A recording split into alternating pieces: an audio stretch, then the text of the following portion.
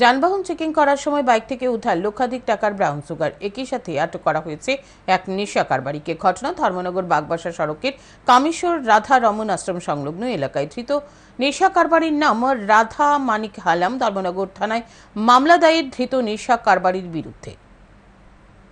বুধবার দুপুরে উত্তর ত্রিপুরা জেলার ধর্মনগর থানার পুলিশ ধর্মনগর বাগবাসা সড়কের কামেশ্বর রাধা রমন আশ্রম সংলগ্ন এলাকায় যানবাহন চেকিং এ বসে।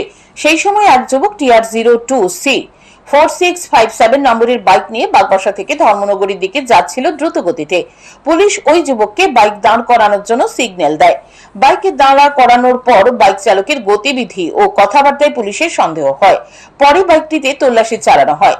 তল্লাশি অভিযানে বাইক থেকে দুটি সাবানের বাক্সে মজুত রাখা দুটি ব্রাউন সুগারের প্যাকেট ও বিপুল পরিমাণ ব্রাউন সুগারের কৌটা উদ্ধার হয়।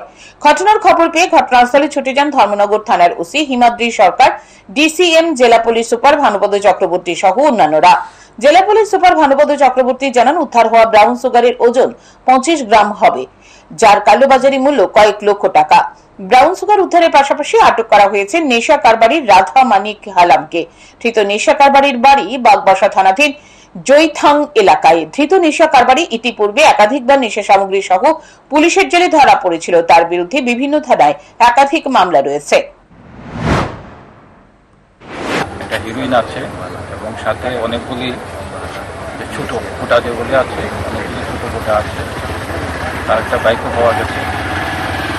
সে আগেও অ্যারেস্ট হয়েছে। তার নামে বিভিন্ন থানাতে বিভিন্ন কেস আছে এনডিপিএস ক্ষেত্রে। তো ধর্মনগর থানাতে এটাও একটা কেস নিয়ে তদন্ত চলছে।